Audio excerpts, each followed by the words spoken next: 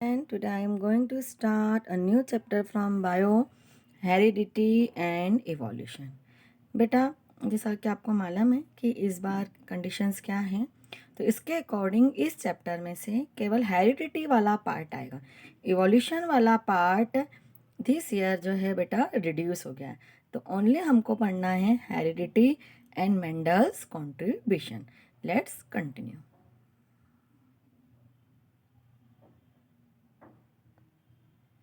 अब बेटा सबसे पहले हम देखते हैं कि हेरिडिटी मीन्स क्या। तो it is a common observation that all the member of a species show close resemblance in some basic characteristics. The resemblance among the individual of a species supports an old aphorism like begets like. A dog looks similar to the other dog. All human look similar. बेटा हर species के जो member होते हैं वो उनमें क्या होता है बेटा, रिसेम्बलेंस होता है जो कि क्लोज होता है बेटा। जैसे डॉग है वो look similar to the other dog, all human look similar. Likewise, tigers, lions, cats, mice, mango plant and wheat plants also look similar. This happens because all living organisms produce offspring which are similar to them.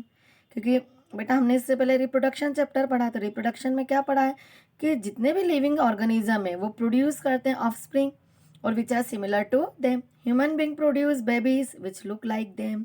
Similarly, cat produce kittens which are similar to them in body, shape, size, color and other basic characteristics of species.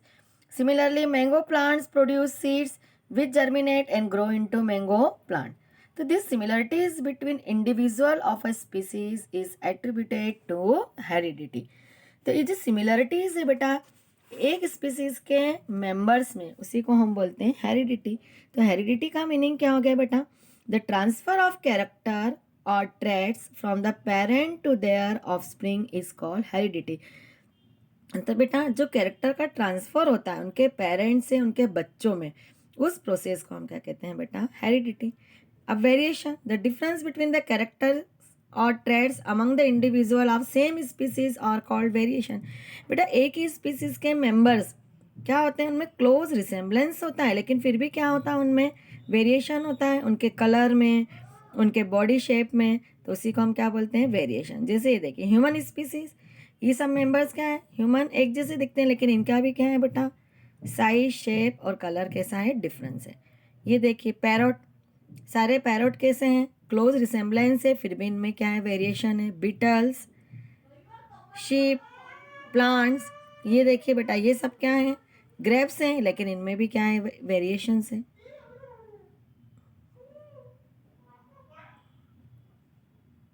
अब बेटा हमको इस chapter में कुछ terminology आना ज़रूरी है. तो सबसे पहले हम कुछ वर्ड्स का मीनिंग समझेंगे बेटा, जिसको हम बोलते हैं जेनेटिक टर्मिनोलॉजी. अब यहाँ पे इस चैप्टर में आपको वर्ड आएगा ट्रेट. तो ट्रेट का मीनिंग क्या होता है बेटा? Any characteristics that can be passed from parent to offspring. Parents से अपने बच्चों में जो कैरेक्टर पास होता है बेटा, उसको के लिए हम वर्ड यूज करेंगे ट्रेट. तो trait means characteristics. Heredity, passing of traits from parent to offspring. और जिस प्रोसेस से ये ट्रेट पास होते हैं उसको बोलते हैं हेरिडिटी.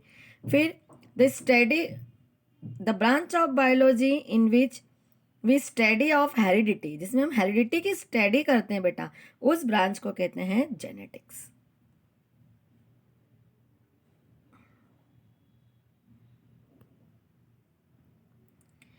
अब बेटा जीन्स, ये हमने 9th क्लास में पढ़ा था. Functional segment of DNA is known as genes. अब यहाँ जीन्स के लिए भी बेटा कुछ वर्ड्स यूज करेंगे. अलील्स, अलील्स का मतलब होता है two form of gene. Gene के बेटा दो फॉर्म होते हैं, एक डोमिनेंट होता है और एक रेसेसिव. तो डोमिनेंट का मीनिंग क्या होता है? Stronger of two genes expressed in the hybrid represented by a capital letter. जो कैरेक्टर बेटा स्ट्रॉन्ग होते हैं वो नेक्स्ट जनरेशन में शो होते हैं, और जो कैरेक्टर शो होते हैं बेटा वो कहलाते हैं डोमिनेंट कैरेक्टर. और डोमिनेंट कैरेक्टर्स को हमेशा हम रिप्रेजेंट करते हैं कैपिटल लेटर से. और जो कैरेक्टर शो नहीं हो पाते हैं, अपने आप को एक्सप्रेस नहीं कर पाते हैं, हिडन रहते हैं, वो कहलाते हैं बेटा रेसेसिव कैरेक्टर. और रेसेसिव कैरेक्टर को हम रिप्रेजेंट करते हैं स्मॉल लेटर से. तो बेटा ये जो टू फॉर्म्स होते हैं, एक जीन्स ध्यान रखना बेटा हमेशा पेयर में होते हैं. तो जो ये जो जीन्स की पेयर है, एक डोमिनेंट पेयर होगी और एक रेसेसिव पेयर होगी। ये जो पेयर है आपस में, ये आपस में कहलाती हैं अलील्स।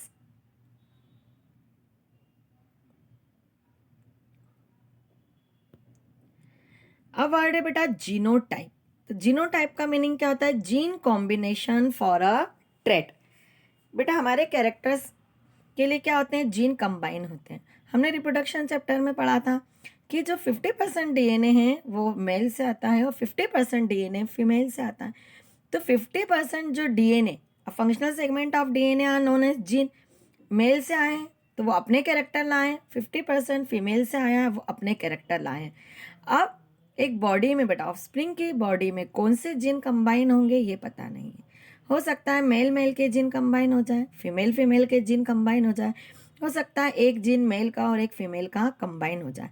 तो जब वो जीन का कॉम्बिनेशन होगा बेटा, उसी के अकॉर्डिंग ऑफस्प्रिंग में कैरेक्टर शो होंगे। तो जो उसकी बॉडी के कैरेक्टर हैं इंटरनल, वो कहलाते हैं बेटा जीनोटाइप। जैसे कैपिटल डोमिनेंट के लिए और रेसेसिव के लिए हम स्मॉल लेटर यूज़ करते हैं। अब मान लो एक कैपिटल है और एक स्मॉल लेटर है, तो ये भी हमेशा क्या रहेंगे बेटा? जीन डोमिनेंट रहेंगे। Phenotype, the physical features resulting from a genotype. अब बेटा जो भी ऑफस्प्रिंग का फिजिकल अपीयरेंस है वो कहलाता है फिनोटाइप। जैसे मान लो हमको फर्स्ट जनरेशन में सारे जो फ्लावर्स हैं वो रेड कलर के मिले, तो रेड कलर क्या हो गया उसका? फिनोटाइप। वाइट कलर के मिले हैं तो वाइट कलर क्या हो गया? फिनोटाइप। तो फिनोटाइप का मीनिंग होता है फिजिकल अपीयरेंस, रंग रूप आकार, और जीनोटाइप का मीनिंग होता है बेटा इंटरनल कैरेक्टरिस्टिक्स।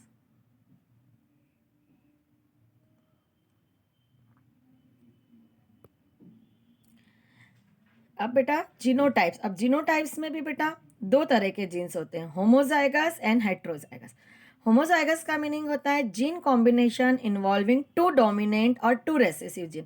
बेटा जब एक जैसे जीन की पेयर बनती है तो उसको बोलते हैं होमोजाइगस। या तो दोनों डोमिनेंट हो या दोनों रेसेसिव हो। फॉर एग्जाम्पल कैपिटल आर दोनों डोमिनेंट है, और स्मॉल आर ये भी कैसे हैं बेटा? एक जैसे जीन है, दोनों रेसेसिव हैं। तो ये जब एक समान जीन होते हैं बेटा तो वो कहलाते हैं होमोजाइगस। उन्हीं को बोलते हैं बेटा प्योर। ये देखिए, ये प्योर डोमिनेंट है और ये प्योर रेसेसिव है, तो इनको या तो होमोजाइगस बोलते हैं बेटा या फिर प्योर जीन्स बोलते हैं। अब मान लो दो अलग अलग जीन कंबाइन होते हैं, एक डोमिनेंट और एक रेसेसिव, तो उनको बोला जाता है हेट्रोजाइगस या फिर हाइब्रिड वेराइटी। अब इसके जो प्लांट शो होंगे बेटा नेक्स्ट जनरेशन में, वो कैसे होंगे? हाइब्रिड वेराइटी के। अब बेटा नेक्स्ट टॉपिक हम नेक्स्ट वीडियो में डिस्कस करेंगे। Thank you.